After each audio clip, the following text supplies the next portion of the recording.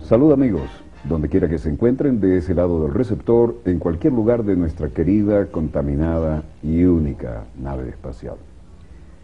Hoy tenemos el honor de estar en el despacho presidencial, nada menos que en el Palacio Carondelet, en la capital, la hermosísima, histórica Quito, a la que tan afectivamente estamos vinculados por la historia y por el presente, por supuesto en la hermana República de Ecuador. Y nuestro invitado, tan querido y famoso en Venezuela y en todas las latitudes, no es otro que el presidente de la hermana República, Rafael Correa. Un economista con PhD y con todo aquello que le permitió decir en su momento, cuando venían a pautarle las grandes transnacionales, no me vengan con eso, yo estudié allá y lo conozco. Muchas gracias por su tiempo, presidente. Gracias a usted, Walter, y a través de las pantallas, pues un inmenso abrazo a toda la patria grande. Que así sea. Altera nuestra batería de preguntas, si la puedo llamar así, con el mayor respeto, una novedad.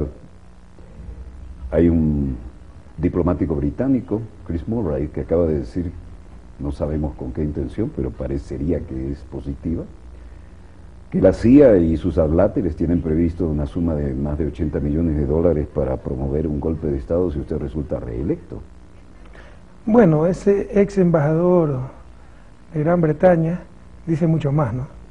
Dice que después de darse con la piedra entre los dientes, porque pensaban que Chávez iba a perder, Estados Unidos pues está, y la CIA particularmente, está mucho más preocupado e involucrado para tratar de parar los procesos progresistas en América Latina, y han triplicado el presupuesto para impedir por todos los medios que yo gane las elecciones. Ni siquiera soy candidato, pero están preocupadísimos. Vean, no sé si es cierto, si es falso, hemos tenido de estas noticias, estos rumores muchísimas veces, pero es evidente que de grupos externos, no sabemos si la CIA, sí sabemos de otros, de ultraderecha, de los Estados Unidos y de otras latitudes, se financian grupos de oposición para desestabilizar a los gobiernos, no solo de Ecuador, de Venezuela. Lean los Wikileaks, que ya no es que los embajadores norteamericanos enfrentaban a nuestros gobiernos porque salían perdiendo. Entonces contrataban periodistas, financiaban a las organizaciones de la sociedad civil para que sean ellas las que ocupen el lugar de los partidos políticos derrotados, hagan oposición a los gobiernos, pero no oposición democrática, sino oposición desestabilizadora. Entonces, le insisto, no nos sorprende, puede ser verdad, puede ser mentira, puede ser cierto pero exagerado, pero esto lo hemos venido sufriendo, soportando desde el primer día de gobierno, y sabemos que esa es la lucha. No sé si la cita va a ser textual, pero me impactó desde la primera vez que lo vi. Usted dijo, me corto la mano antes que renovar el contrato de la utilización de la base de Manta. Bueno, yo tengo Alzheimer prematuro, no sé si dije esa frase, pero no me sorprendería si la dije. Bienvenido al club. Porque, bueno, somos radicales, ¿no? Radicales en el sentido de que no renunciamos a nuestros principios, somos muy coherentes con nuestras ideas, decimos lo que pensamos y hacemos lo que decimos, y lo dijimos en campaña. Nos parece un insulto, una ofensa a la soberanía nacional tener una base extranjera en el suelo patrio. Y a los entreguistas que trataban de dorar la píldora, no tiene nada de malo. Dije, bueno, fabuloso. Entonces extendemos la base, el convenio de la base Manta, si Estados Unidos nos permite tener una base ecuatoriana en Miami, pues si no tiene nada de malo, no hay ningún inconveniente. Por supuesto, pues, sabíamos que eso no se iba a dar, y en el 2008, tal vez en forma inédita en nuestra América, tuvo que retirarse una base norteamericana, en este caso en el suelo ecuatoriano. Bueno, cara al Pacífico, ustedes honrosamente son el único país que no tiene un TLC con Estados Unidos, ¿no? ¿En qué situación los pone eso en el cuadro de honor? De bastante soberanía, porque estas son las novelerías, ¿no?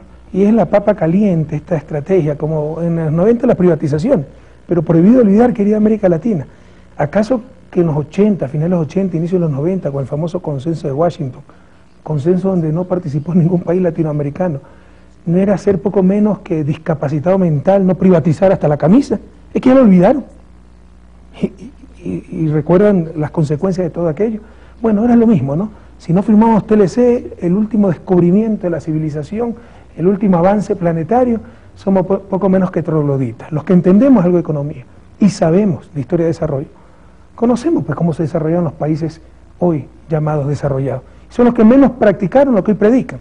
Y como ya son los campeones de competitividad, de productividad, están en la frontera tecnológica, ahí sí pues les conviene predicar el libre comercio porque son los que van a ganar. Pero por si acaso, el proteccionismo moderno fue inventado por Alexander Hamilton, ministro del Tesoro de los Estados Unidos, allá por el siglo XIX. Se cree que fue Friedrich List, economista alemán. Él lo aprendió en su viaje a Estados Unidos de Alexander Hamilton. Entonces, los que entendemos un poquito de esto no nos vamos a dejar sorprender por estas presiones, por esta estrategia, les insisto, la papa caliente, de tratar de poner prácticamente como un paria al país que no se presta a estas cosas. Creemos en el comercio, en un mundo interconectado, en una economía moderna, especializada, por supuesto que se debe intercambiar. Otra cosa es el bobo aperturismo, que puede quebrar países enteros. Subrayelo.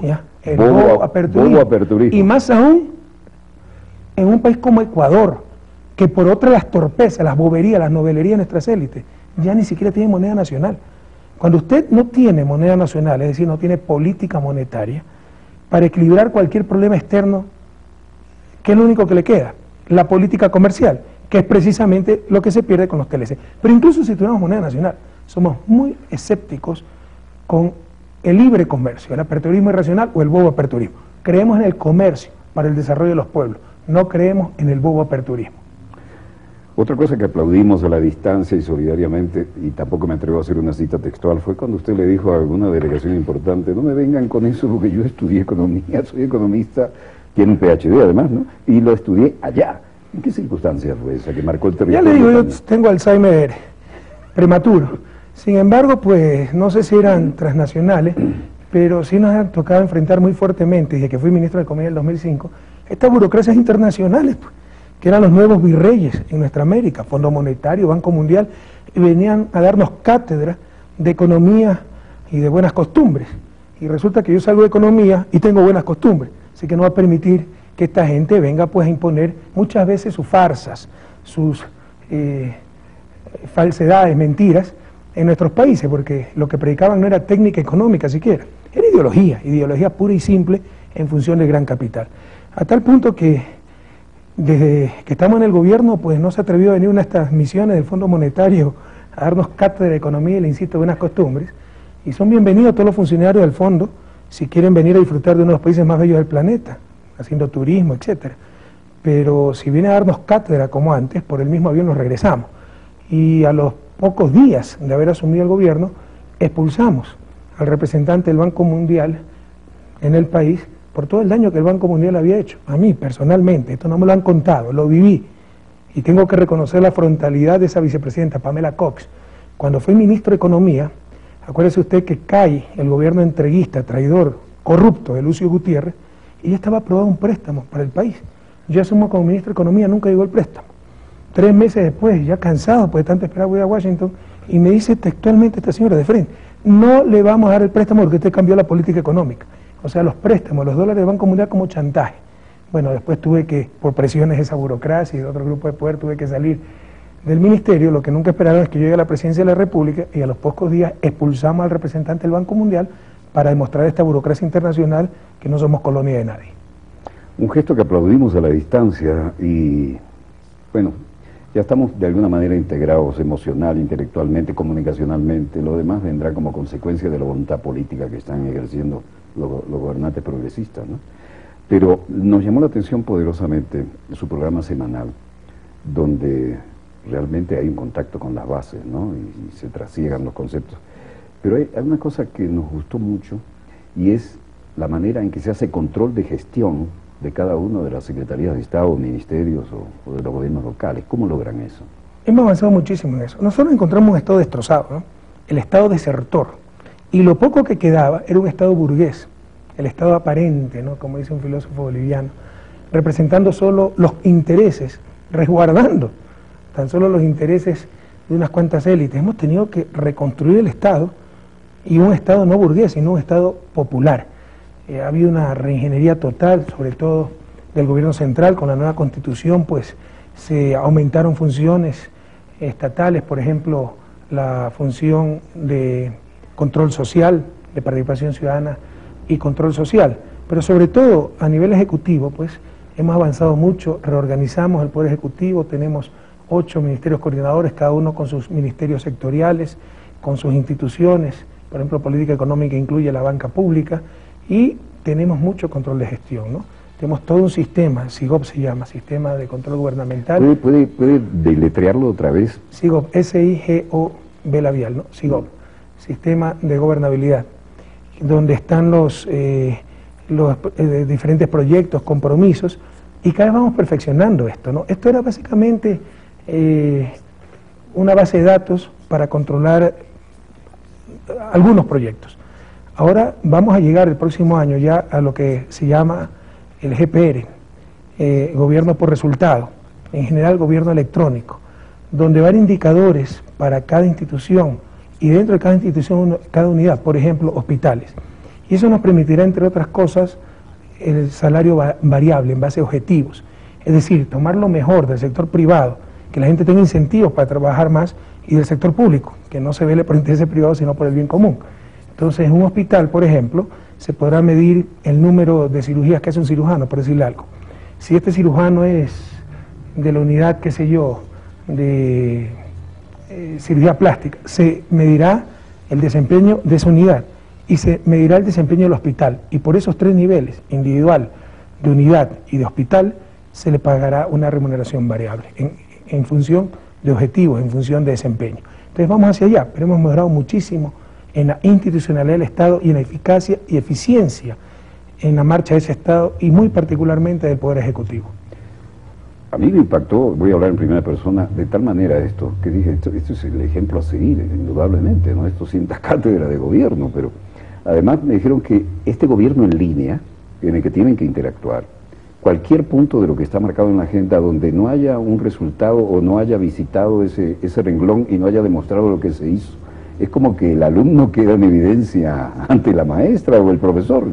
Bueno, el seguimiento, mire, no podemos negar la realidad, la historia, la evidencia.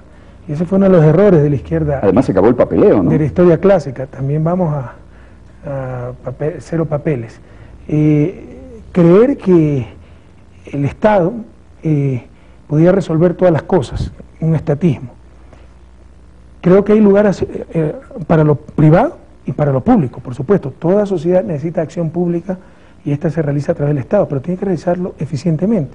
Si usted quiere en términos económicos, un poco más técnicos, hay lo que se llama en economía la eficiencia productiva, como que también se utilizan los recursos productivos. Y eso hay evidencia que lo hace mejor el sector privado, por su propio interés, por los incentivos que existen, la utilidad, etcétera. Pero hay la otra eficiencia, que es la eficiencia asignativa. Me explico. Bueno, el sector privado puede manejar muy bien, tal vez, qué sé yo, una guardería infantil, pero también una discoteca, pues, y no es lo socialmente más deseable. Ya, tal vez está manejando muy bien esa discoteca, pero lo más deseable socialmente no era que ese trabajo humano, ese capital financiero, ese capital físico, constituyera una discoteca, sino tal vez una guardería, un centro de desarrollo infantil. Esa es la eficiencia asignativa, mandar los recursos a sus usos socialmente más valiosos. Eso lo hace mejor el Estado, porque tiene esa visión integral. Los hombres políticos tienen que tomar esa decisión. ¿Cuál es el problema? Que hay que ser eficientes productivamente. Pero hay que tener coraje los político. recursos están en sus usos más valiosos, pero hay que utilizarlos de la mejor manera. Y eso falta en el sector público. Con todas estas reformas estamos logrando dar incentivos para que también se logre esa clase de eficiencia en el sector público. Y le tengo que ser muy honesto, ¿no? Justo ayer teníamos una reunión con la Secretaría de Planificación. Yo tengo la suerte de contar con un extraordinario equipo de gobierno. Sin duda es el gabinete de más alto nivel técnico académico de la historia del país. Hay muchísimos PhD en el gobierno. El propio Secretario Nacional de Planificación es el único economista con PhD en Economía Ambiental. Y seguimos renovándonos, seguimos avanzando, trabajando día a día para ese rediseño del Poder Ejecutivo y del Estado en general. Y ayer tuvimos una reunión muy importante donde todavía podemos, por ejemplo, concentrar ciertas instituciones, evitar ciertas duplicidades, optimizar ciertos recursos. Por ejemplo, 19 institutos de investigación, que lo podemos conciliar en 5 grandes institutos. Entonces seguimos día a día trabajando para la optimización del Estado, para tener un Estado cada vez más eficaz y eficiente. Eficiente en el sentido productivo y eficiente en el sentido asignativo. Incluso me dijeron que los presupuestos que se realizan muy técnicamente tienen que estar ejecutados en los primeros 4 meses, ¿es cierto eso? Mire, esto era tan duro, no es tan Pero correcto. esto para ustedes es lo cotidiano, pero para era tan nosotros duro. es el Es que país quiero soñado. decirle, justo le decía ayer, ¿no? Y yo no soy un hombre de fácil halago, tal vez ese es mi defecto. Siempre exijo muchísimo a mis colaboradores y me cuesta decirte felicito, etcétera. Siempre, si hay la sábana blanca y el puntito negro, es el puntito negro, ¿no? Si sacaron 19 sobre 20, no felicito, qué bárbaro, qué nota, sino porque perdiste el punto. Y eso es un defecto, no es una virtud, tal vez soy perfeccionista, ¿no? Y hay que reconocer mucho más el esfuerzo y los logros, y los logros. Pero ayer les decía a mi equipo de la Secretaría de Seguridad y Planificación, ustedes están haciendo historia, yo no he visto esto en ningún otro país. Y además, si usted estudia administración pública, primero en Latinoamérica es un desastre, y en Estados Unidos lo que hace es estudiar las instituciones de Estados Unidos, y también bastante mal, sin mucha rigurosidad. Y corren la arruga a su manera. Aquí estamos trazando un camino para toda nuestra América. O sea, esto después lo debemos consolidar en adecuadas publicaciones y compartir nuestra experiencia con el resto de los países de la patria grande, porque realmente hemos avanzado mucho en la concepción de un Estado popular, en una adecuada institucionalidad para el bien común, en eficiencia en la marcha de ese Estado. Entonces, seguimos trabajando en todas estas áreas. Usted me preguntaba algo en concreto sobre presupuestos, etcétera. Sí, por ejemplo, era tan duro que lo que se hacía. No es tan, exactamente eso. Pero ¿qué es lo que pasaba antes? Por ley, el presupuesto se tenía que empezar a discutir en enero. Hasta que se podía empezar a ejecutar en marzo. ¿Ya? Y como que si era una ley no escrita, no hacíamos nada el primer semestre, usted veía, ¿no? 0 de ejecución en enero, 0 de ejecución en febrero, 2% en marzo, 5% en abril, en diciembre 60%. Y se ejecutaba lo sumo, 65-70% de lo presupuestado. Es decir, subejecución y con un flujo terrible para la economía. Porque en diciembre, que es donde más circulación de dinero hay, más actividad económica, era donde se mandaba más recursos, o sea, eran políticas procíclicas por la mala ejecución del presupuesto. Era tan duro esto, había tantas leyes absurdas, solo en enero se puede empezar a discutir el presupuesto. Había una cultura burocrática que no había que hacer nada los primeros meses del año, que yo dije en algún momento a mi gabinete, el momento en que logremos que el presupuesto se ejecute uniformemente, es decir, 12 meses, aproximadamente 8% por mes, 96%, 8 y pico, 100% andar, me voy a mi casa porque habremos logrado lo imposible, ya lo logramos. Ahora el presupuesto se ejecuta, acabamos 30 de junio con exactamente 50% del presupuesto ejecutado. Entonces hay ahora uniformidad en los flujos, ¿no? Lo que inyectamos a la economía y en el porcentaje de ejecución presupuestaria. Para los que saben de esto, de finanzas públicas, etcétera, esto es un logro espectacular e implica, entre otras cosas, un profundo cambio en la cultura burocrática. No conozco ningún ejemplo de esa categoría, una verdadera revolución tecnológica en un concepto. Mira, nosotros siempre decimos, lo tenemos muy claro, esa es la revolución. Eso es lo que está pasando en Venezuela, Bolivia, Argentina, eso es lo que molesta a las élites, ¿no? La revolución es el cambio en la relación de poderes y el desarrollo es básicamente un problema político. ¿Por qué América Latina no se ha desarrollado? Si usted venía con Cristóbal Colón y era economista, hubiera dicho América Latina se va a desarrollar más rápido que Estados Unidos, perdón, que en ese momento América del Norte, porque aquí había civilizaciones, la Inca, la Maya, la Azteca. En América del Norte habían tribus nómadas, había ciencia, tecnología, calendarios, etcétera. Allá no había nada, había muchos más recursos naturales que en América del Norte. Solo en el Yasuní, en el Parque Nacional de Yasuní, en 1 hectárea tenemos más especies de árboles que en toda América del Norte. Y sucedió exactamente lo contrario, con la relación de poderes que ha habido. La respuesta es compleja, pero parte de esa respuesta es una clase de élites que tuvo América Latina. Élites excluyentes, que no utilizaron los beneficios del progreso para dar bienestar al resto, sino para diferenciarse del resto. Sus barrios de lujo, sus colegios de lujo, sus clubes de lujo, separarse, no crear castas, crear clases, diferenciarse. Entonces, el desarrollo, en primer lugar, es un proceso político.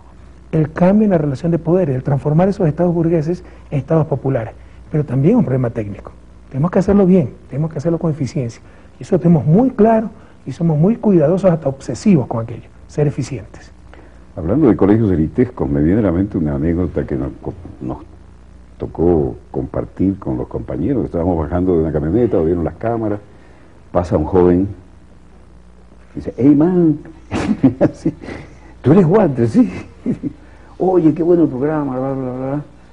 te voy a decir algo, ¿qué viniste a hacer? Dice, bueno, esperamos tener el honor de entrevistar al presidente de lujo que tienen acá. Dice, oye, te voy a contar una anécdota que te va a servir. Dice, estábamos en la universidad más cara de la ciudad, y entonces él era el profesor, y había unas chicas de la burguesía, todas que acostumbradas a sacarle A, y de repente una saca B, porque él no regalaba nada, y dice, pero profesor, ¿por qué nos pasa esto? Estoy tratando de armar aquella espontánea y muy interesante declaración de principio que hace ese muchacho, y me dice, el profesor fue a la pizarra, hizo un cálculo matemático, les demostró cuánto costaba su hora como profesor en una universidad tan cara y de tan selecta asistencia, y dijo, ¿cómo pretenden ustedes que yo devalúe el concepto de lo que ustedes deben aprender? Yo tengo que exigirle porque están pagando mucho por esto. Cuéntenos algo de eso. Bueno, pero un hombre así nos ve, dice, cuando lo vea, mándale saludos. Ahora la verdad, dice, yo estudié en Estados Unidos, nada mejor que lo que teníamos ahí, toca la batería ahora, ¿no? Lamento, en este momento no viene el nombre. Bueno, tenía un muchacho brillante, y era verdad que daba en clase en una universidad más cara, la más cara del país, pero también de las pocas que te permitía vivir de la cátedra, y no había chicos muy buenos, chicos de la burguesía, y paradójicamente a estos chicos que son de la rancia oligarquía, ya familias de siglos, de abolengo, no tienen nada que demostrar, y son los chicos más sencillos, socialmente muy preocupados. Los más insoportables son los nuevos ricos, ¿no? Los que quieren demostrar que el estatus que han alcanzado. Y habían chicos muy buenos, ¿no? No me recuerdo esa anécdota, pero sí recuerdo que era excesivo, ¿no? Si por algún motivo los chicos se atrasaban, así no tuvieron alumno y empezaba a escribir, a dar clases. Y cuando los chicos decían, oye, profesor, pero yo empecé y no había nadie, ¿a quién le está dando clase? Yo lo que sé es que si pierdo 5 minutos de la hora con lo que cuesta a ustedes esta hora de clase, les estoy robando. Así que podemos ustedes si llegan o no, pero yo empiezo a dar clase, si es a las 7, 7 en punto. Y empezar a dar clase si no hubiera nadie, ¿no? Entonces sí tenía esa forma de actuar también por esa responsabilidad, ¿no? De exigirle a los chicos los máximos. Eran chicos muy buenos, muy buenos. Pero eso nos trae un hilo conductor, ¿no? El sentido pedagógico con que usted habla y cómo utiliza de bien los medios modernos, ¿no? También siempre, bueno, vengo a la academia, ¿no? Me ha gustado mucho la ciencia y la tecnología. No es que las convierto en religión, como algunos, le insisto. Muy bueno. El desarrollo es, al menos inicialmente, un proceso político. ¿De qué nos sirve la ciencia y tecnología si va a estar en manos de una élite que va a ayudar, va a servir para acumular poder, acumular riqueza y diferenciarse? Entonces, básicamente un proceso político, pero se necesita esa ciencia y tecnología para mejorar las condiciones de vida. Entonces también somos muy adeptos, somos muy proclives incluso muy entusiastas para tratar de adaptar lo más rápido posible los nuevos descubrimientos, las nuevas técnicas, etcétera. Si usted va, esta es la oficina formal, esta es la única oficina que había cuando yo llegué a la presidencia, pero es muy bonita para una entrevista o para tomarse fotos. Para trabajar no hay ni una mesa de reuniones. Tuvimos que hacer a rompecinchas en unos 4 o 5 meses la oficina que tenemos al lado, que es donde despacho a diario, y esa sí tiene tecnología punta, no es full Dijeron que tiene una sala situacional digna de un general en campaña. Por ejemplo, se comunica con todo el país en tiempo real. Podemos hacer, y creo que también somos el único gobierno en la región y del mundo probablemente, gabinetes virtuales. De hecho, cada mes tenemos un gabinete virtual. Yo estoy con los ministros coordinadores y los otros ministros están conectados vía videoconferencia. ¿Interactúan en tiempo real? Sí, podemos presentar PowerPoint, dividir la pantalla, o sea, es como está presente, ¿no? Bueno, hablando de colegios, entiendo que ambos venimos de la familia salesiana. Bueno, yo trabajé también con los salesianos, pero estudié con los lasallanos. Ah, bien. Ah, usted estudió con los salesianos en Uruguay. Sí, sí, uno de los colegios más antiguos y de una formación completísima. Y ahí recibí, paradojalmente, en un colegio de la alta burguesía, mis primeras lecciones de antiimperialismo, porque el cura que nos daba sociología cristiana había sido capellán de asalto en la guerra paraguayo-boliviana y nos demostró el drama de la destrucción de países hermanos por las compañías petroleras. Él decía, yo formé a la crema innata de mi país y tuve que estar en primera línea de la infantería dándole la absolución cuando morían junto a mi lado. Puedo contar cosas más truculentas, pero no es el caso. Eso nos lleva al tema petrolero. ¿Cómo va ese afianzamiento de la soberanía del que usted tiene una bandera tan alta? Si me permite una pequeña digresión, ampliando lo que usted acaba de mencionar antes de contestar su pregunta, ¿no? Eso continúa, lo que pasa es que no se necesitan misiles, botas, ¿no? Usted analice las políticas económicas de los últimos años, todo ha sido en función de gran capital. Antes se tenían que hacer invasiones, etcétera, para defender los privilegios y los abusos de la transnacional. Ahora es suficiente financiar a ciertos gobiernos entreguistas alienarnos con estas burocracias internacionales, bombardeo ideológico, haciendo pasar ideología por ciencia, como el neoliberalismo, etcétera, ¿no? Entonces hay formas más sutiles y probablemente más eficaces para seguir manteniendo, para seguir resguardando los intereses que antes se los resguardaba tal vez y se los protegía de forma más violenta, de violencia más explícita. Sobre el petróleo también felizmente hemos avanzado mucho, ¿no? Y en este país lo saquearon, como a toda nuestra América, como en Venezuela. Por favor. Es que eso es lo que mucha gente ha olvidado, y por favor América Latina, prohibido olvidar. Venezuela fue durante varios años el primer productor de petróleo del mundo, primer productor del petróleo del mundo. ¿Dónde está ese dinero? Ahora con el presidente Chávez los venezolanos ven que el petróleo es de ellos y sienten los beneficios de ese petróleo. Pero ese petróleo siempre hubo. Y en un momento dado Venezuela era el primer productor de petróleo del mundo. Bueno, cuando llegamos al gobierno, había los contratos de participación. ¿Qué decían esos contratos? Se firmaron en los años 90.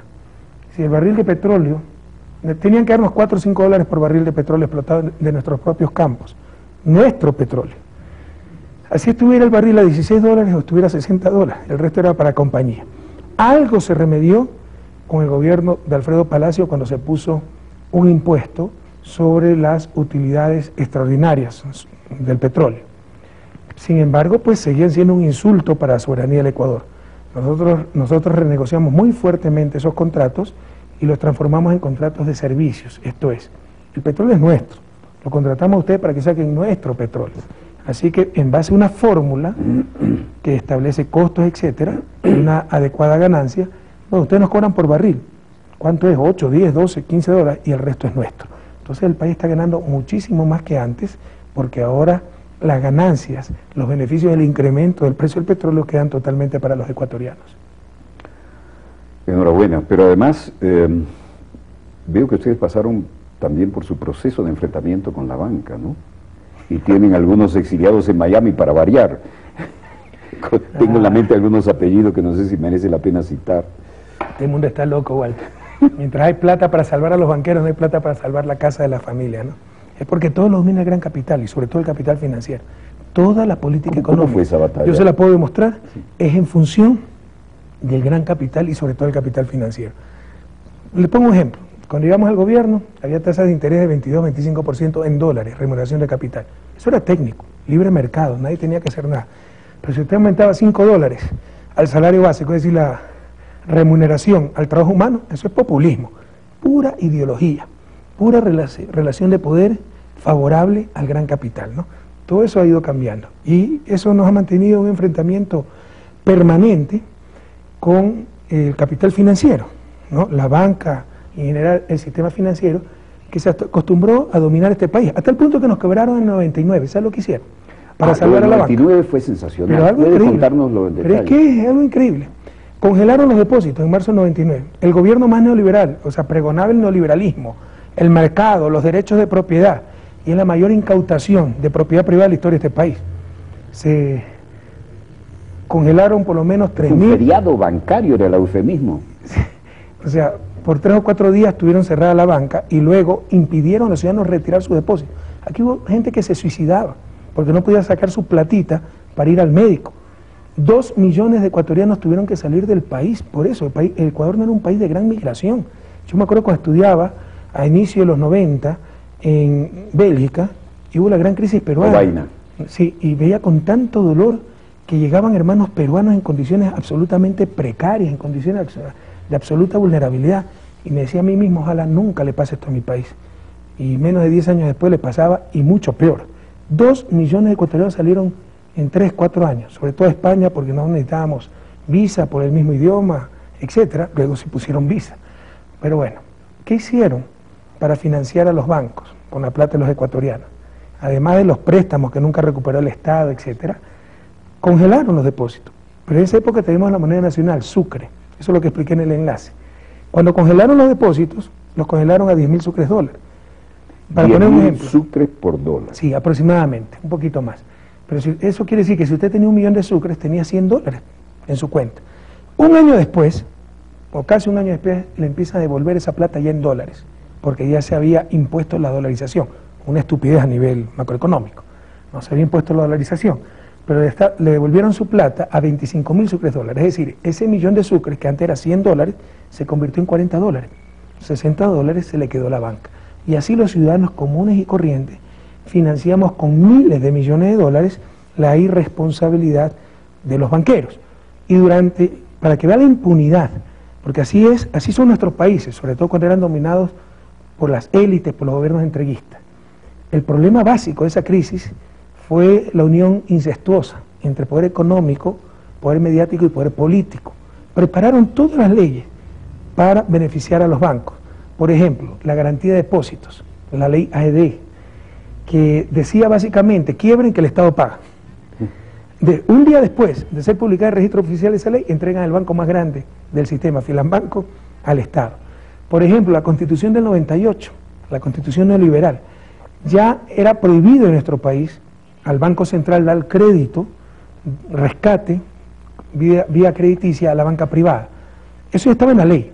Recoge ese principio ya la Constitución, se lo pone a nivel constitucional, pero en la transitoria 42ª se dice, pero para los próximos 2 años se puede permitir el crédito, porque sabían que se venía la quiebra bancaria y querían pasarle la factura al Estado y por medio del Estado. Además lo incrustan a la medida en la Constitución.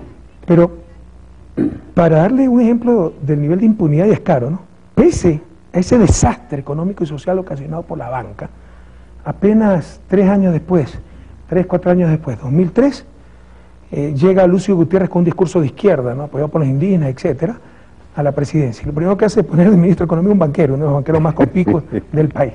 Nunca se cobraban las deudas de los banqueros, hasta que llegamos nosotros, y por ejemplo el grupo más grande, Isaías, que eran los mayores deudores, les incautamos cerca de 200 empresas por la deuda que tenían con el Estado. Los Isaías están viviendo en Miami y pese a que pedimos extradición, Estados Unidos no los envía al Ecuador. Empresas, 200 empresas, 2 canales de televisión, ¿no? Por eso hablan de atentado a la libertad de expresión. O sea, prefieren que estén para ciertos grupos privados esos canales en manos de banqueros prófugos que estén en manos del Estado, para que vea el entreguismo de nuestras élites. Y seguimos luchando día a día contra los abusos, los excesos del sistema financiero y básicamente la banca. Ahora un candidato representante de la banca. Se han pasado casi mis 6 años de gobierno, los casi 6 años de gobierno que tengo, insultándonos, criticándonos, diciéndonos demagogos, populistas, clientelistas, etcétera, porque hay una transferencia, un bono, que es una transferencia monetaria de los más pobres, que no lo inventamos nosotros. Pero eso sí, lo recibimos a $15 y poco a poco, la apuesta ahí, y poco a poco lo incrementamos a $35. ¿Qué pasó? Viene el representante de los banqueros, candidato de los banqueros, y lo primero que hacen al hacer su candidatura es ofrecer el bono a $50, cuando ellos eran los que más criticaban eso. Bueno, les acepté pues la propuesta y dije, por fin hemos logrado consenso. Así que desde enero está aumentado a $50, pero lo van a pagar pues los propios bancos, quitándoles determinados privilegios tributarios y con eso castigando utilidades porque están rompiendo récord histórico en utilidades. Nunca han estado tan prósperos que como con nuestro gobierno, por el buen manejo de la economía, por el dinamismo de la economía ecuatoriana, etcétera. Pero eso marca un hito en la historia ecuatoriana. Antes se socializaban, como le expliqué en el 99, las pérdidas. Ahora por primera vez vamos a socializar la ganancia de los bancos. Eso es la revolución, mi querido Walter. Pero además, usted subió la apuesta con el mismo argumento de la oposición y después le dice, bueno, pero esto lo va a pagar la banca. ¿Qué pasó ahí? Porque la oposición demagógicamente, después de pasar casi 6 años diciéndonos de todo por pagar ese bono, ya lo primero que hace es subir ese bono, eso cuesta más el incremento, más de $300 millones, y demagógicamente dice este señor, representante de los banqueros, y lo vamos a financiar con la propaganda electoral, disminuyendo la propaganda electoral. Porque nos acusan de lo mismo que acusan a Chávez de exceso de propaganda. Resulta que la propaganda de todo el gobierno, con las empresas públicas, la telefónica que tiene que competir con las privadas, etcétera, no supera los 20 millones. Y el impacto del incremento es más de 300 millones. O sea, pura demagogia, puro engaño, pura irresponsabilidad. Así que dijimos, bueno, sí al incremento, pero pagado con las ganancias extraordinarias de los bancos. Vaya, vea, porque están que comen cemento. Están amenazando con quiebre, con corridas, que se van a ir del país. Que les vaya bonito. Bien. Pero además, lo que sí tienen claro es que todo grupo económico busca ser también un poder mediático, ¿no? Y eso parecía intocable, porque ¿quién se mete con un canal de televisión y el costo político que trae? Porque los políticos generalmente tienen que rendir pleitesía a los medios de comunicación para que le permitan formarse una imagen, tener presencia en la pantalla chica fundamentalmente, pero los que están manejando eso detrás son los que manejan la economía pura y descarada, ¿no? Ese es el poder de los poderes, ese es el gran desafío de la humanidad del siglo XXI, hablar claro frente a ese poder mediático. Pero todo el mundo le tiene terror, ¿por qué? Precisamente porque quien osa cuestionar el poder mediático, como peor que Torquemada, es condenado a la hoguera, ¿no? Previa tortura, linchamiento mediático. Pero ¿cuál era la práctica aquí? O sea, yo no sé, pocas veces he visto discursos tan inconsistentes, absurdos como la pseudo defensa de la libertad de expresión por parte de estos negocios dedicados a la comunicación, que nos quieren hacer creer que criticarlos a ellos, sus negocios, sus fines de lucro, su mediocridad, su evasión de impuestos, su explotación laboral, sus corruptelas, es criticar la libertad de expresión. Eso es tan absurdo como decir que criticar a un gobierno es criticar la democracia. Pero esas tonterías las repiten una y otra vez y hay gente que se las cree y hay gente que se asusta, que se amilana con todo esto. Pero insisto, pocas veces he visto tanta inconsistencia como en esto de la libertad de expresión. Por favor, latinoamericanos, entendamos que la prensa burguesa no es otra cosa que negocios privados con fines de lucro, que pudieron poner un casino, un burdel, un colegio privado y pusieron un medio de comunicación. Pero además de eso, aquello le da mucho poder y se han acostumbrado a quitar, poner presidente, legislar, juzgar, absolver, condenar, etcétera. Es decir, se han acostumbrado a un estado de opinión y en América Latina debemos inaugurar los estados de derecho por el bien de todos, donde nadie esté por encima de la ley, empezando por los medios de comunicación, porque aquí está chistoso. Hay 12.000 juicios por daño moral en el país. Si un periodista... ¿Quién contra quién? Ciudadanos comunes. Sí. Pero si un periodista lo calumnia, usted le pone un juicio por daño moral, es atentado a la libertad de expresión. O sea, los otros 12.000 no es nada. Si son bomberos, arquitectos, pero si un periodista es atentado a la libertad de expresión. Más si ese y se creen por encima de la ley. Y con respecto a lo que usted decía, ¿cuál era la práctica? Pero no nos engañemos, revisen. Aquí 6 familias manejan los medios nacionales y 6 familias con intereses politizadas, etcétera. Pero ¿cuál era la práctica? Le doy ejemplo, el de los Isaías, Filambanco. Hacían su emporio económico, compraban un canal de televisión. ¿Para informar? No, para defender el emporio económico. Por ejemplo, los Isaías. Egas, con su banco de Pichincha, quitó, de hecho, por una deuda, ahí no es atentado a la libertad de expresión, un canal privado en la Amazonas. ¿Para informar? No, para defender su negocio. Cuando llegamos al gobierno, había 6 o 7 canales nacionales. Por lo menos 5 tenían directa vinculación con la banca. Imagínese usted si quería tomar una medida contra la banca. Por ejemplo, control de intereses, para que no sean chulqueros, como llamamos aquí, usureros. Toda la campaña pues que teníamos a diario, el bombardeo mediático a través de sus canales de televisión, diciendo que es medida equivocada, atentado a no sé cuánto, que mal gobierno, etcétera, ¿no? Entonces no nos engañemos, así ha funcionado nuestra América. Yo soy un convencido de que la buena prensa es vital para una democracia, pero la mala prensa es mortal para esa misma democracia. Y América Latina, mis queridos hermanos, no tiene mala prensa, tiene pésima prensa. Prensa corrupta, con conflicto de intereses, falta de ética, falta de profesionalismo, con concentración de propiedad, aliada a las dictaduras, que ha callado los atentados a los derechos humanos de los políticos allegados, de los políticos funcionales a sus privilegios. Pero en cambio los gobiernos progresistas que tratamos de sacar adelante en nuestros pueblos a cada rato, víctimas de mentiras, de manipulación, de desinformación. Sí que despertar al latinoamericano hay que enfrentar con valentía a la prensa latinoamericana. ¿Qué opina usted de la Sociedad Interamericana de Prensa? Mire, para mí es igual que es un gremio de empresarios dedicados a la comunicación, que para mí es exactamente igual que el gremio de empresarios dedicados a la banca, el gremio de empresarios dedicados a los hoteles, el gremio de empresarios dedicados a los casinos. Seguramente habrá gente buena ahí, también habrá gente mala, habrá quien pague sus impuestos, habrá quien los evada, pero yo no sé quién le ha dado supremacía moral y lo ha convertido en los árbitros del bien y del mal. Además que usted, con lo informado que es, debe estar al tanto de los orígenes de la CIP, claramente creada por la CIA, ¿no?, para combatir básicamente al gobierno cubano. Entonces, para mí no tiene ninguna solvencia moral así, pero es impresionante cómo ellos mismos se arrogan funciones, ¿no?, de ser árbitros del bien y del mal, y en base a su poder mediático tratan de convencernos sobre eso. También a despertar al latinoamericano. La SIG no es otra cosa que el club de dueños de medios de comunicación, negocios dedicados a la comunicación, que pueden ser buenos o malos empresarios, como los dueños de casinos, los dueños de bancos, etc. Pero van a defender sus intereses, no es que van a defender sus derechos, eso no se engaña. Y a veces se da un fenómeno extraño, porque pretenden estar detrás, ¿no? Pero a veces dicen, bueno, si hemos pagado las campañas de tantos políticos y tenemos los medios, ¿y por qué no puedo ser yo candidato? Y a veces dan un paso al frente, ¿no? Eso no les ha pasado aquí, ¿no? Bueno, sí, ha habido muchos candidatos, pero más bien a nivel local, ¿no?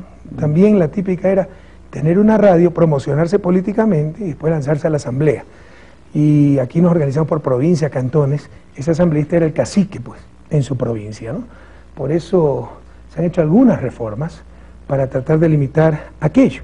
Y eso es lo que distorsionan a nivel internacional. Dicen, mordaza a la prensa, que no se va a poder dar información. Por ejemplo, se acaba de aprobar una reforma al Código de la Democracia diciendo a la prensa que está prohibido difundir información que busque deliberadamente beneficiar o atacar a tal o cual candidato, idea, etcétera. Porque el elector en una democracia no son los que tuvieron plata pues, para comprarse una imprenta, son los ciudadanos. Y mire, no quiero dar nombres, pero lo que ha pasado en nuestra América, por la descarada intromisión de la prensa, mire lo que acaba de pasar en Venezuela. Gracias a Dios, pues, la prensa es una y otra vez derrotada. Y golpes mediáticos. En Venezuela. Pero otros gobiernos más débiles, probablemente esa manipulación de la prensa que iba a ganar la oposición, que hay empate técnico y tontería, hubiera podido alterar el resultado. Además, imagínense si Chávez no hubiera ganado con 10%, sino con 1 o 2%. Peor escenario posible. Hubiera sido imposible, pues, la gobernabilidad en Venezuela. Eso es lo que buscaban, ese era su apuesta, porque sabían que estaba mintiendo y que Chávez iba adelante. Entonces, esta manipulación, ¿no?, política de la prensa, debemos enfrentarla sin temor. La prensa debe informar. Si quieren ser actores políticos, no compren una imprenta, pongan un partido político, sean un poco más honestos. Pero es una cosa que debemos debatir en nuestra América. Pero cada cosa que usted debate sobre la prensa, atentado a la libertad de expresión. ¿No? Y que ahí le viene todo el hinchamiento mediático. Solidaridad es automática en el hemisferio. No solo en el hemisferio, a nivel mundial. Es impresionante todas las instancias, todas las argollas que tiene a nivel mundial. Tienen sus fundaciones, sus institutos, sus comités de protección de periodistas, ellos mismos se autocondecoran. Y aparecen las ONG por ahí, las ONG, bien pagadas en fundaciones financiadas por la USAID, etcétera, etcétera, a defender la libertad de expresión, no, a defender los negocios de una oligarquía que está contra los gobiernos progresistas. No nos engañemos, latinoamericanos. Qué bueno. ¿Y cómo logró esa reforma constitucional, que era otra puñalada a los poderes fácticos? Bueno, era una noble estocada, ¿no? Mira, nosotros hemos tenido mucha suerte, ¿no? En toda esta cosa también se requiere suerte. Creo que sí, hemos sido sagaces, hemos sido competentes en lo que hacemos, pero también hemos tenido suerte. Sepa usted que nosotros llegamos sin un solo diputado. Por eso digo, fue una Sísifo, ¿no? O sea, esto fue, a diferencia del proceso venezolano, donde el presidente Chávez conformó durante varios años su movimiento Quinta República. Tenía una base, sobre todo, de militares amigos, etc.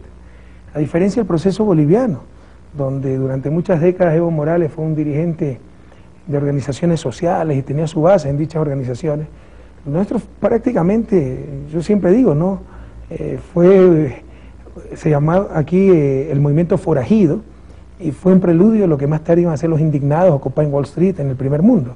No fue gente indignada, que prácticamente en forma espontánea dijo, ya basta, y se dio la oportunidad entonces de presentar nuestra propuesta política de poder, pero sin un movimiento, una organización estructurada. Y llegamos como rechazo a toda la clase política y a la institucionalidad del viejo Estado, sin candidatos a diputados. Y nuestra propuesta de campaña fundamental... ¿Cómo es eso? ¿Llegan sin candidatos a diputados? Si no presentamos candidatos. Un poquito de eso. No presentamos candidatos. Porque allá la oposición hizo algo y dijo, no nos presentamos, y quedó con la mayoría absoluta el presidente, y ellos se dieron un tiro en un pie. Pero ustedes lo hicieron al revés y le funcionó. Sí. Explíquenos esa paradoja. Bueno, por la muy buena táctica y buena estrategia. Y le insisto que bastante suerte también. Entonces, nuestra propuesta básica de campaña fue una asamblea constituyente, para cambiar esa constitución neoliberal, que había sido uno de los factores para la crisis la bandera, ¿no?, del 99. Entonces, en teoría, pues los actores políticos hemos de obedecer una democracia, el pronunciamiento del soberano, del pueblo ecuatoriano, pero para que vea la farsa de la oposición política que tenemos y de los medios, sus cómplices, no querían pues llamar a esa constituyente y ponían todos los peros. Y supuestamente se requería una aprobación de la Asamblea, que era bastante discutible. Entonces, el día de mi posición firmo el decreto llamando a esa Asamblea Constituyente. Entonces entra en una tensión política muy grande el país. Pero era clave el Consejo Nacional Electoral para llamar a esas elecciones. Y en el Consejo Nacional Electoral estaba dominado por la partidocracia, es decir, por los partidos tradicionales que no querían la constituyente. Por eso le digo, en esto también se necesita suerte, porque nunca dejaré de mencionar y recordar al presidente de ese Consejo Nacional Electoral, de un partido de oposición, el doctor Jorge Acosta, que al ver tanta manipulación, mientras para no quedar mal con la ciudadanía, los dirigentes de su partido decían, sí queremos más constituyente, le decían a él, no llames a elecciones, no hagas nada, deja que pase el tiempo nomás. Como hombre honesto, se asqueó y dijo, no, yo voy a hacer respetar la voluntad del pueblo, por esto votó el pueblo y convoca elecciones. Y por eso podemos tener la Asamblea Constituyente, podemos tener las elecciones asambleístas que ganamos de largo, la Asamblea Constituyente, la nueva Constitución que se presentó a consulta popular en el 2008 y esa es la base del nuevo Estado. Ahora, en torno a esto y aquello del control de la gestión y lo que hemos visto en su programa semanal que nos pareció tremendamente bueno, porque además se ve, aparte que usted evidentemente es un fenómeno mediático y lo aprovecha muy bien esto, se ve también la vena de pedagogo que todo comunicador debe tener, porque no puede quedarse en un mensaje litesco y debe llegar a todas las capas sociales. El problema para la oposición debe ser cómo usted logró el control de gestión permanente, pero además el hecho, si lo entendí bien, es que cada uno de los ministros y cada de los diferentes niveles que tenga una responsabilidad tiene que pasar por lo menos 2 días de cada semana in situ, trabajando en el área de que es de su responsabilidad. ¿Es así como lo interpreté bien? Lo más fácil en esto, mi querido Walter, es engañarse y ser engañado. Por ejemplo, cada vez que yo voy a algún sitio, pues ya todo el mundo se mueve, entonces si faltaba señalización en la carretera la pinta, entonces para cuando llega el presidente, qué bonita que está la carretera. Y a estas alturas del partido, como decimos, no me como esos cuentos, ¿no? Entonces lo mejor es caer de imprevisto en algún lugar. Pero para precisamente no ser engañados, no actuar en escritorio en base a cifras que en el territorio no significan nada, se le ha exigido a los ministros que al menos 2 días por semana pasen despachando en territorio. Entonces los ministros están en todas partes del país viendo... Al menos 2 días por semana. Al menos 2 días. Son 3 días en verdad que le hemos pedido. 3 días. Y 2 días de despacho en Quito. Entonces están al menos 3 días normalmente por semana, incito, viendo que las escuelas marchan, los hospitales marchan, que aún así nos engañan, aún así hay muchas cosas que no marchan. Pero imagínense cómo era antes, ¿no? Cuando el gobierno, el presidente, los ministros estaban sentados en sus cómodas oficinas en Quito y viendo cifras que le preparaban sus asesores para satisfacer el ego, ¿no? Pero en los territorios la realidad era totalmente diferente. Ahora tratamos de estar muy empapados de esa realidad. Donde usted estuvo, fue el sábado el enlace ciudadano en San Miguel de los Bancos, eso es lo que llamamos gabinete itinerante. El día anterior había estado todo el gobierno reunido y en el momento en que daba mi enlace, todos los ministros estaban atendiendo a los ciudadanos de San Miguel de los Bancos. Entonces viendo la falta de carreteras, viendo la falta de hospitales, lo que no funciona, que denuncia corrupción. Incluso el gabinete, en lugar de estar en su entorno, estaba atendiendo a la ciudad, trabajando en los barrios y en todos los niveles. Y por ejemplo, lo que me decía la ministra... No aparecían en la imagen, ¿no? La ministra de Transporte y Obras Públicas, ¿no? Tenemos la propuesta del gobierno provincial de Pichincha para ayudarla a financiar 2 túneles en una vía muy importante, a Loac Santo Domingo, tal vez la más importante, la que une Guayaquil y Quito. 2 túneles, sí, que va a ser más segura la carretera, va a ahorrar unos 3 kilómetros, pero cuesta $60 millones. Y cuando a la ministra le pedía tanto a campesinos pobres, carreteros rurales. Entonces hay que ver pues qué es más importante. Pero ahí le demuestro una vez más lo relevante de estar en el territorio y empaparse de la necesidad y sensibilizarse, que es más importante los túneles o esos 60 millones en caminos rurales para que los campesinos pobres puedan sacar su producción. Ahí no hay mensajero al gobierno, es vaso comunicante directo. Esa es la economía, la democracia participativa y directa que ofrecimos al pueblo ecuatoriano y estamos cumpliendo. Ya llevamos 3 consultas populares, pero como las ganamos, resulta que somos dictadores. Pequeño resumen de las 3, cuéntenos. ¿Qué se jugaba en cada una de ellas? La primera era la consulta popular para ver si el país quería, hicimos una consulta popular para la Asamblea Constituyente, ¿no? Esa fue la que dio paso el presidente del Consejo Nacional Electoral. Entonces, cuando ya se realiza consulta popular y ganamos contundentemente con más del 80%, pues se tiene que realizar la Asamblea Constituyente. Esa fue la primera. La segunda fue el referéndum de la nueva Constitución. Ese fue otro golazo. Se hace la nueva Constitución, que había sido un proceso extremadamente democrático, pero además se la pone a consideración del pueblo ecuatoriano y el pueblo ecuatoriano la aprueba con más del 60%. Y acabamos de realizar el año pasado una consulta popular sobre varios tópicos, pero básicamente reestructuración de la justicia, porque teníamos y tenemos un grave problema de inseguridad. Yo como presidente soy responsable de la seguridad ciudadana, pero depende del Poder Judicial. Y teníamos jueces que más demoraba la policía en capturar un criminal que los jueces venales en dejarlo suelto. Y no podíamos continuar así, no podía cumplir con mi responsabilidad.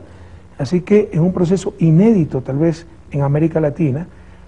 Ha habido otras reestructuraciones de la justicia en América Latina, pero decididas por las asambleas, etc.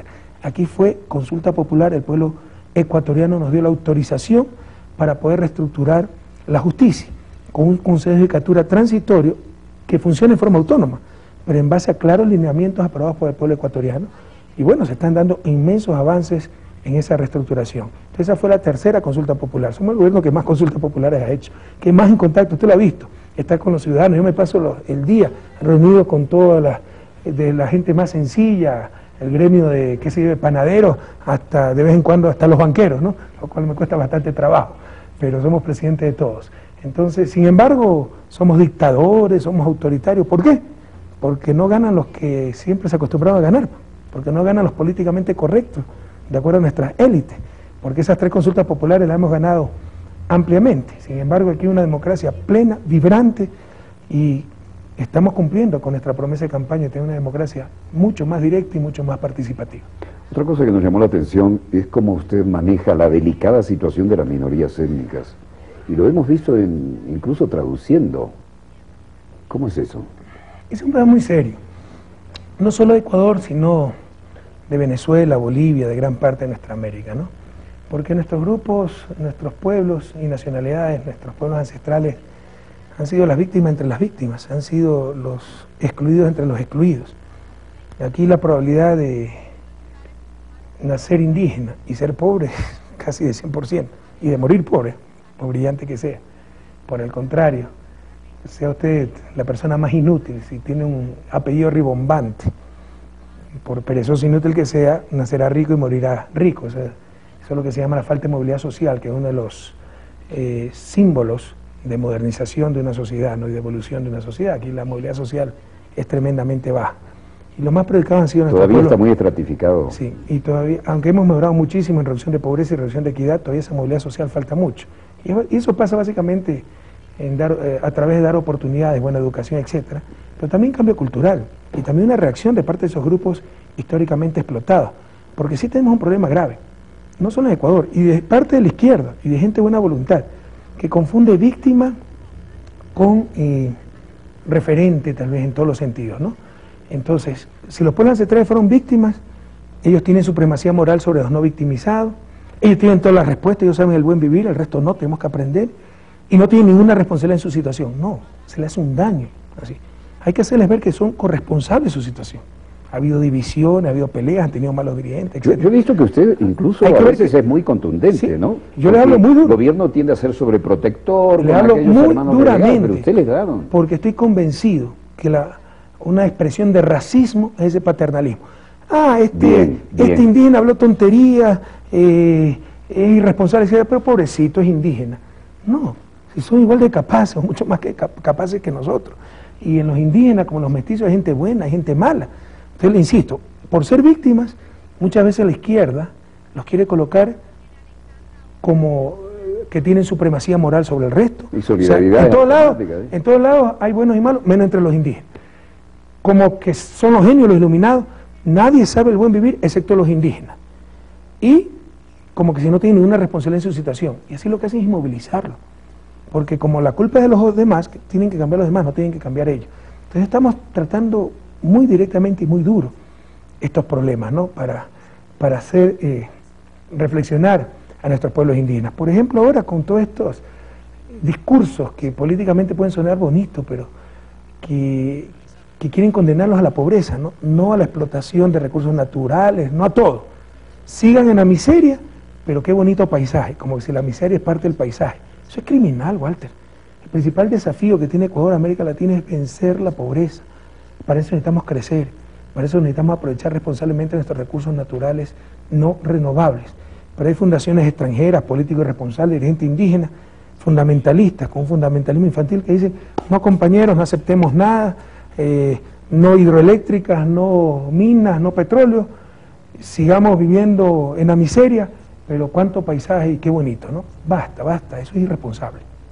Estamos hablando muy duro sobre eso porque yo creo que el gran desafío del Ecuador en los próximos años, nosotros hemos dicho, vamos a explotar el potencial minero del Ecuador. Hay unas elecciones en febrero, que el pueblo se pronuncie. Usted asume el riesgo de demostrar que se puede desarrollar y no afecta, pero viene una ruptura del equilibrio ecológico a priori, o será el argumento de la oposición. Pero es que todos esos son los mitos que existen. Por ejemplo, puede ser, que la minería contamina el agua. ¿Sabe cuál es el principal factor contaminante del agua dulce del Ecuador? Las aguas servidas de las ciudades. Quito mismo todavía bota sus aguas servidas al Machangara, está totalmente contaminado, no es la minería. ¿Sabe cuál es el principal peligro para la selva? La expansión de la frontera agrícola y pecuaria, no es el petróleo. Hay mucho mito.